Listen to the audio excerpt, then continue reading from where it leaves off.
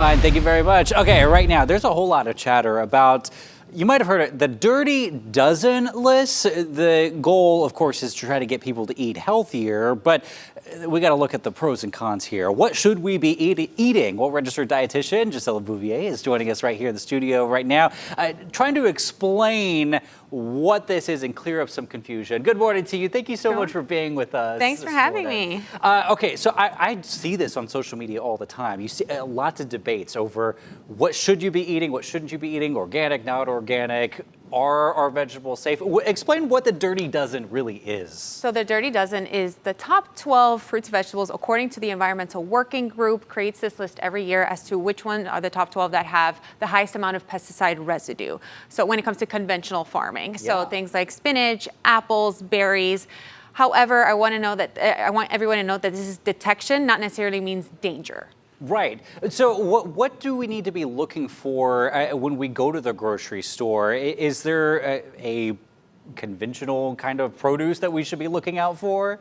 So not necessarily. Here's the thing, is that all fruits and vegetables are safe, whether you're purchasing conventional or organic, and they all use pesticides. The biggest difference is that organic farming uses organic pesticides made they're plant-based versus conventional uses more of that synthetic.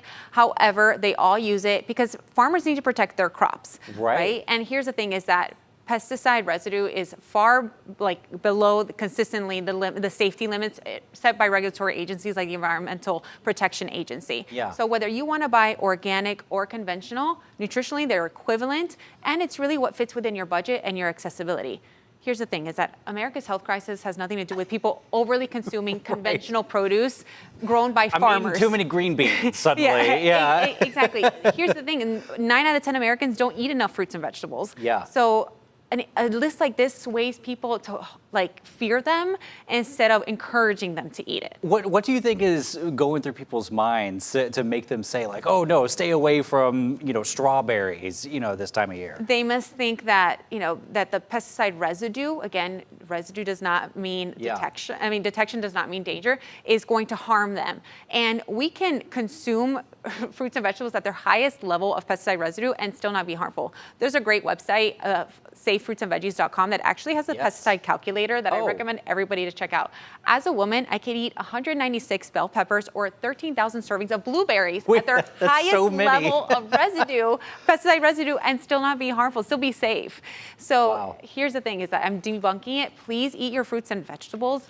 Don't listen to this Dirty Dozen list, because it's not telling you, if you eat this many, that's where it's harmful. It's just telling you this is the highest amount, but just wash your fruits and vegetables. What should we be doing with our food just to make sure that they are safe, when we do try to give them to our kids, or if you just want a snack? First of all, eat them, right? We need to buy them to eat them. Second of all, rinse them with water. There are veggie washes, or people rinse them with vinegar. You can do that. I personally think that it would alter the taste.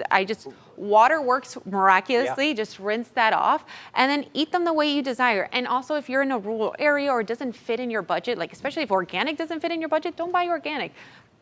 Fresh fruits and vegetables conventionally are perfectly safe, or buy them canned or frozen if that's more accessible to you. They're harvested at their peak of their season. So and they might last a little longer too. Way longer. So I mean, let's just eat fruits and vegetables and not pay attention to these fear-mongering lists that we think are going to harm us. I like that. Okay, if we want to find a better source maybe of where we should go to, where can we turn to? So definitely, follow me on Instagram. I'm always debunking nutrition myths. Because there's a lot of those out there. There's so many. So nourish.con.gisela, and of course, please check out this pesticide residue at safefruitsandveggies.com. It'll blow your mind. Don't listen to the Dirty Dozen list. Okay, I'm going to go check that out myself here, because I need to go to the store myself. All right, we're going to make sure that these links go up on the Gulf Coast News app for you as well. Make sure you check out Gisela's blog as well, because there's so much good information there for you. We'll be right back. Thank you so much for being with us. Thanks.